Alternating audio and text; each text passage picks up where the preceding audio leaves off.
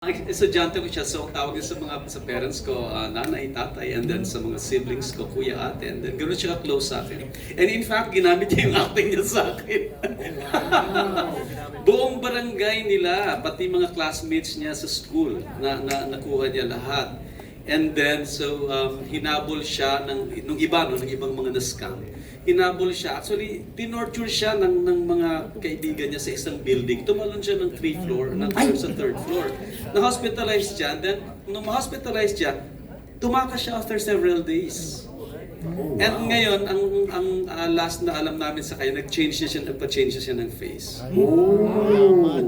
Very cinematic naman yung Alam mo, kwento. Pang teleserye. Kami ni Yula Valdez ang kasama. Sulat mo na. Sorry, sulat Yula mo na. Valdez. Yula. Kami ni Yula ang kasama doon before. Wow. Wow. Tilot, you raised your hand kanina. Oo, alam mo, may dati kasi nagbibenta ako ng bangus. Alam mo naman ako, hindi ba? Kailangan kumita ng pera. Gusto natin yumaman, right? Yes! Okay, fine. So, syempre, there was a time, many years ago, nagbibenta ako ng boneless bangus. Okay. Sumali ako sa expo. Order ako dyan. Baka naman ikaw hindi. May nag-order sa akin 80,000 pesos worth of bangus. Okay. Binayaran ako ng manager's check. Okay. Tinanggap ng tao ko. Nung tinanggap yung kinuha, dineliver, pinick up ng isang kilalang van. Hindi ko nababanggitin ko ano. Pinick up, we went to the bank, fake yung manager's check. Pero yung account number at saka yung pangalan existing doon sa bangkong yon. Pero walang ganong fake yung manager's check. Nahabol mo na yung scammer na Hindi yan? na. Wala na. Kaya mag-iingat po kayo. Kasi ni-reco kita Talaga sa isang seminary lot before, di ba nag-order siya? Yes. Tapos biglang nawala. Yun pala yun. Yes. Wow. Jessie, you raised your hand.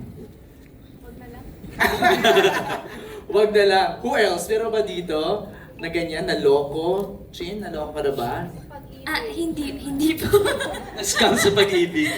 Hindi po ako, pero mga kakilala ko po. Ayun, oo. Yung iba, parang investment funds din po yung Right. nangyari sa kanila.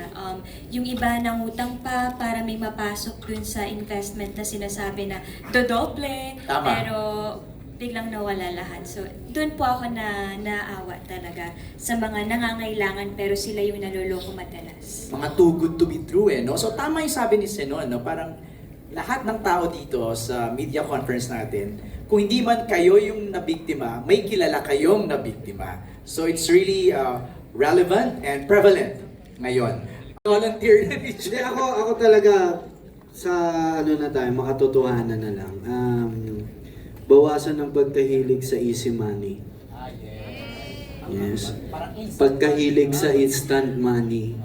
So yun, bilang sa agency po, napapansin ko na marami na rin nahihikayat sa malaking panalo, konting taya, magaganyan, magganto. So, maliit na pasok ng pera sa investment, malaki ang balik. So, parang imposible naman na ganun sa mundong to na sana lahat ng tao nagganon na lang. Di ba? So, mag-ingat lang po sa ganun, bawasan at mas maging matalino po.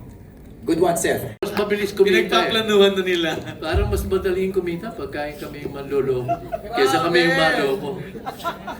JC, what do you think? Will the audience learn? You want the audience to learn? Yes, first and foremost, lahat dapat matuto mag-research about it and kailangan, kasi napaka-vague pag sinabing, kailangan mag-ingat kayo sa pag-invest. Pero ano ba yung pag-iingatan mo sa pag-invest? Like, halimbawa kung nasa bangko ka ba o mga nasa insurance ba, like, paano mo matututunan, aralin kung Tama. ano yung mga nandun. So, we have financial experts naman. And for sure, yung mga family members natin, meron tayong kahit isa dyan na marunong sa finance, na matutulungan tayo pagdating sa pag-invest. And alam mo, yun lang yung masasabi ko. If it's too good to be true, hindi talaga. Hindi Right. pwede. Right. Hindi totoo. There's no such thing as like 10% yield. Parang ganon. Kikita ka 5% yield. Parang 50 times larger ka sa bangko. parang, di ba, ang hirap paniwalaan. Lalo na if your money is hard-earned and talagang pinagtrabuhan mo, binigay mo yung buong buhay mo sa trabaho mo, tapos alam mo yun, mapupunta lang sa ganun klaseng investment. Di ba? Right. So, alam mo, kailangan talaga aralin. Yun siguro yung, I think, kulang sa generation natin ngayon. Like, yung the lack of information. And then, kung paano natin matuturuan yung karamihan na matuto sa ganitong klaseng mga usapan. Right. May mga legit investments kasi naman talaga. MJ, sabihin ko lang, correction. Nagbibiro lang ho ako, baka mag-isip din kayong gumawa ng ganong scam.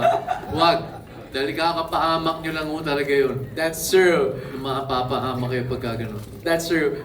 As I was saying, may mga legit naman. Super. 19 years ago, kahit siguro 2 years or 3 years ago, feeling ko hindi ko kakayanin itong ganitong ano. And sabi ko kanina, they make me look good. Talagang sila talaga yung dahilan. I just come to set as prepared as possible, pero yung guidance nila, yung guidance ni Direct Bridjoy, first time to work with him, tapos si Direct FMR, siya yung madalas kong kasama.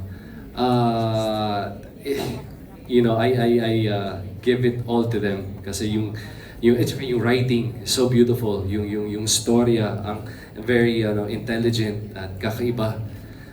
Kaya very proud ako na ipalabas to because we know that we are doing something good. In terms of Samuel Trinidad, yes, aaminin ko, isa to sa pinaka-challenging talaga.